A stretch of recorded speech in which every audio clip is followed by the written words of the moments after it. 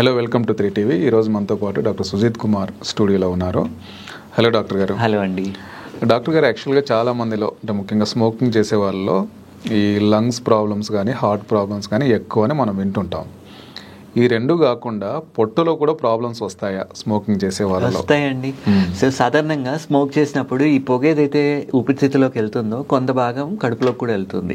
So ఆ smoke వెళ్ళిన ప్రతిసారి గ్యాస్ట్రిక్ మ్యూకోసాని ఇరిటేట్ చేయడం జరుగుతుంది. సో ఆ అల్సర్ ఫార్మేషన్, అసిడిటీ ఎక్కువ అయిపోవడము వీళ్ళలోనే ఎక్కువగా చూస్తున్నాం. అండ్ వీళ్ళు ఏం చేస్తారు, స్మోక్ చేసిన ప్రతిసారి స్మోక్ తోని ఏదో టీయో కాఫీయో లేదు పార్టీస్లో అయితే ఆల్కహాల్ ఏదో ఒకటి తీసుకుంటా ఉంటారు కదా. ఇవన్నీ కూడా ఇంకా అసిడిటీని ఎక్కువ చేయడానికి హెల్ప్ చేస్తాయి. ఇప్పుడు సింపుల్ ఆల్కహాలే ఉంది, రీనల్ డయాలసిస్ కూడా అవుతుంది. వీళ్ళలోనే ఎక్కువ డీహైడ్రేషన్ వచ్చే ఛాన్సెస్ కూడా ఉంటున్నాయి. సో ఈ డీహైడ్రేషన్ ఉండడం వల్ల ఏమవుతుంది, బాడీకి కావాల్సిన ఫ్లూయిడ్స్ ని ఫస్ట్ యూరిన్ లోంచి లాగేసుకుంటుంది, తర్వాత మోషన్ నుండి లాగేసుకుంటుంది.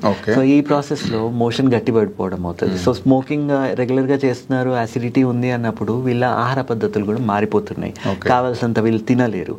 సో వీళ్ళలోనే బవల్ మూవ్మెంట్ రిలేటెడ్ ఇష్యూస్ కూడా రావడం చూస్తున్నాం. మలబద్ధకం అనేది ఎక్కువ అవడము, వీళ్ళకి నెక్స్ట్ డే మార్నింగ్ వీళ్ళు స్మోక్ లేదే వీళ్ళు మోషన్కి వెళ్ళలేరు. సో ఈ సైకలాజికల్ డిపెండెన్స్ అన్నది నికోటిన్ మీద ఎక్కువ అయిపోవడం చూస్తున్నాం. సో ఎప్పుడైతే మోషన్ అన్నది గట్టిగా అయిపోతుందో వీళ్ళలోనే పైల్స్ లాంటివి, ఫిషెస్ లాంటివి ఎక్కువ అవడం కూడా చూస్తున్నాం. సో అండ్ స్మోకింగ్ అన్నది ఇప్పుడు రీసెర్చ్ ఏం చెప్తుందంటే ఒక్క సిగరెట్ స్మోక్ చేసిన సెల్యులార్ లెవెల్లో చేంజెస్ అవుతున్నాయని, సో క్యాన్సర్కి ఇంకా ఎక్కువ లీడ్ చేసే chances ఉంటున్నాయని.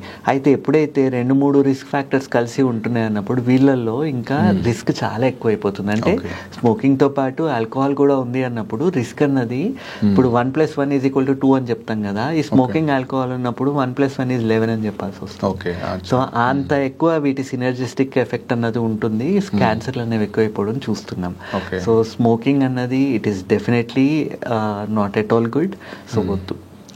I would not recommend smoking to anyone. Okay. Thank you, Doctor. Right, Andy.